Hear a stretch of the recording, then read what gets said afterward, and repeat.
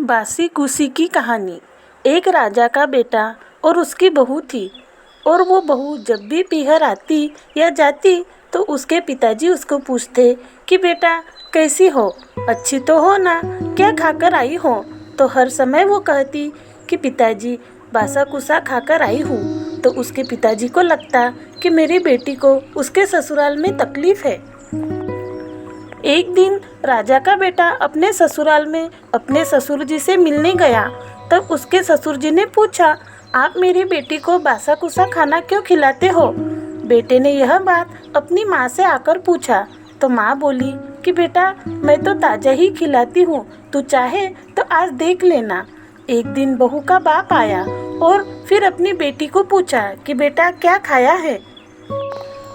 बेटी बोली कि पिताजी बासा कुसा खाई हूँ। फिर उसके पिताजी के जाने के बाद उसका पति उस पर बहुत नाराज हुआ और बोला कि मेरे माँ बाप की बदनामी क्यों कर रही है, ताज़ा खाकर बासा कुसा बताती है।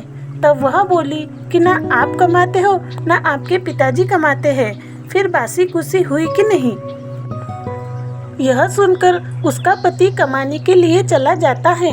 एक दिन वह अपनी पड़ोसन के यहाँ आग लेने जाती है और देखती है कि सब कोई कहानी सुन रहे हैं। तब वह पूछती है कि आप ये क्या कर रही हो। पड़ोसन बोली कि हम तो चतुर्थी माता की कहानी सुन रहे हैं, इससे अन्न धन्य होता है, बेटा पोता होता है, 12 बरस से बिछड़ा हुआ पति भी मिल जाता है। जिस दिन से वह भी चतुर्थी का व्रत करने लगी, उसकी सास उसको 4 टाइम खाना खाने के लिए देती थी, जिसको वह 1 टाइम का तो गाय को लगा देती थी, 1 बार का जमीन में गाड़ देती थी और 1 बार का चांद को अर्घ देकर खा लेती थी और 1 बार का हथकार निकाल देती थी। ऐसे ही चतुर्थी का व्रत करते करते 12 वर्ष हो गए। तब यह सब देखकर गणेश चौथ सोची कि इसको व्रत करते हुए 12 वर्ष हो गए हैं, अगर इसको इसके पति से नहीं मिलवाया तो अपने को कलयुग में कोई नहीं मानेगा, कोई नहीं पूजेगा। उसी दिन रात को चौथ माता उसके पति के सपने में जाती है और बोलती है कि तू अब घर पर चले जा, तेरी पत्नी तुझे याद कर रही है। उसके पति ने कहा कि मैं अभी घर नहीं जा सकता, मैं बहुत काम में उलझा हुआ हूँ, अभी कैसे जा सकता हूँ। चौथ माता बोली कि कल सुबह होने से पहले ही चौथ माता का नाम लेकर दोनों घोड़े मोड़कर बैठ जाना, तो सारे लेनदार जिसे पैसे लेने हैं वह लेकर चले जाएंगे और सारे देने वाले तुझे पैसे देकर चले जाएंगे। सुबह उठकर उसने ऐसे ही किया, उसके सारे काम पूरे हो गए। घर पर जाने लगा तो रास्ते में एक बुढ़ा सांप दुख के मारे जल पीने जा रहा था। जिसने इसे जाते हुए देखा तो उस सांप ने इसे फुंकार भरी और कहा कि मैं तुझे खाऊंगा। उसने कहा कि मैं 12 वर्ष से अपने घर जा रहा हूँ, मेरी पत्नी मेरी माँ राह देख रहे हैं, मुझे एक बार उनसे मिलकर आ जाने दो, फिर खा लेना। तब सांप ने कहा कि मैं कैसे विश्वास करूँ, तू घर जाकर छत पर चला जाएगा, पलंग पर जाकर सो जाएगा। तब उसने कहा तो तू सीढ़ियाँ चढ़कर आ जाना। इतना कहकर उदास होकर घर पर चला गया, किसी से भी बात नहीं की। रात को छत पर सोने के लिए गया और एक सीढ़ी में बालू बिछाकर रख दी, एक सीढ़ी में दूध का कुंडा भरकर रख दिया, एक सीढ़ी में पानी का कुंडा भरकर रख दिया और एक सीढ़ी में बहुत सारे फूल बिखेर कर रख दिए। रात को सांप आया, पहले तो बालू में खूब लोटपोट किया, खूब खेला, बाद में पूरा दूध पी गया, फिर फूलों की बहुत खुशबू ली और फिर छत पर जाने लगा।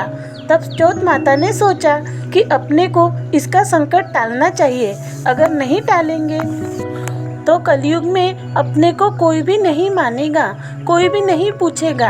तब चौथ माता ने उस सांप को ढाल से ढककर तलवार से काट दिया और मार दिया, पर थोड़ी सी पूंछ कटकर उसकी जूती में गिर गई। पूंछ ने सोचा कि यह जूती पहनने जाएगा तब इसे खाऊंगा।